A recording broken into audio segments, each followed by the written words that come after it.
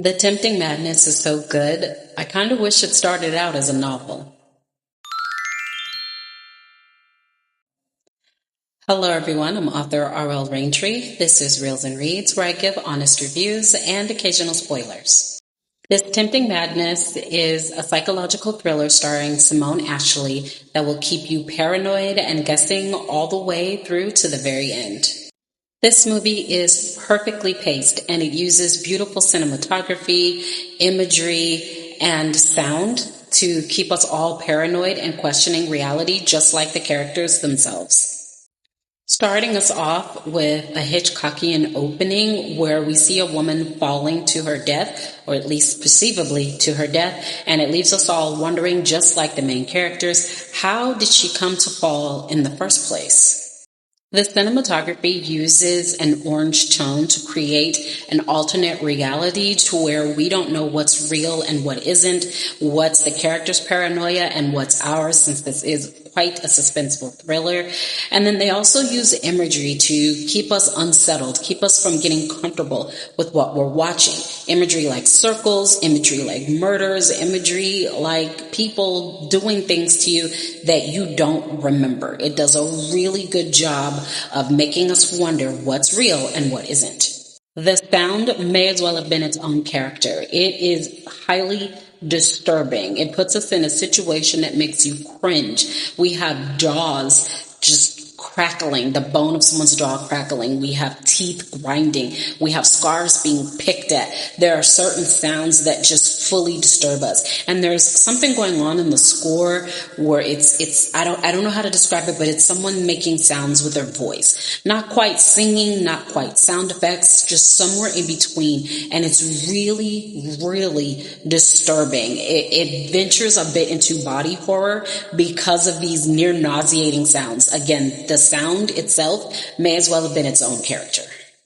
And then there's a shocking twist that I didn't see coming. I mean, based on the way the film was setting things up, this didn't seem like it was a possibility at all, but at the same time, it doesn't come out of left field. It makes perfect sense once you revisit everything you've seen, the same way we did with The Sixth Sense. Once we realize what the twist is, you kind of go back and rethink everything. In fact, in The Sixth Sense, they actually rewind the film a bit and show you all the instances that you may have missed the signs that someone was already dead. Well, it's kind of like that here, but they don't do the rewind for you at all. You immediately piece it together when you say, oh, that's what that image meant, or that's what that sound meant. The twist is unique, and it adds another layer of just terror to this thriller. Anyone seeking fresh suspense stories, psychological thrillers is going to get a big kick out of this. I mean, of course, there are probably other films that have, similar storylines, but they're not quite the same. It's different enough to feel like you're getting a fresh idea out of Hollywood. It's understated enough to feel like an indie film or a foreign film, although it isn't a foreign film, but it's also developed enough to where you could easily see this being a big budget film. But the fact that it reads more as an indie film, as a small time film, as possibly a foreign film, makes it that much more dark, that much more sinister, because there are no major plot lines that you're used to seeing with certain actors or certain studios. You really don't know what to expect. So if you're a person looking for fresh stories, fresh presentation of general ideas, you're going to love this. And if you are a person who reads a lot of suspense, thrillers, psychological dramas, you're definitely going to love this. This feels like they took it from a best-selling novel, which is what I like about it so much. So many books are being turned into films, and it's not being done very well. But if someone had told me that this was a book first that got adapted to a film, I believe them. This is something that has a quality that I only see in the world of literature. You don't really see this type of quality in the world of film. So I kind of wish it was a book so that I could read it, but this was an excellent execution of a film that could have easily have been a best-selling novel prior to this.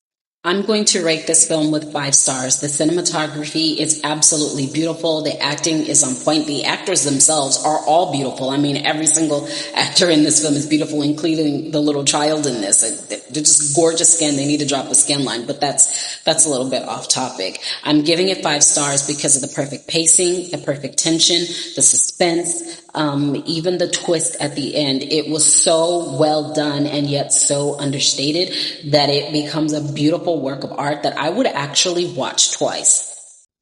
This Tempting Madness, starring Simone Ashley, is out today, June 12th. So head to your local theaters and give it a watch. Come back and let me know what you thought. If you can't get to it today, definitely get to it by this weekend, because you know how people are. They're going to tell you what the twist is, and then it's going to be pointless. This isn't the film that you wait to watch on television. I did get an advanced screener of this, and I can say that it was beautiful at home on a television. It's going to be that much more beautiful, that much more of a Hitchcock feel if you go and see this on a huge screen at the theater. Not IMAX, just a standard screen. I think it would be a lot better, but hopefully for you, you won't have to deal with a lot of the problems I've been hearing about with people talking through the entire film.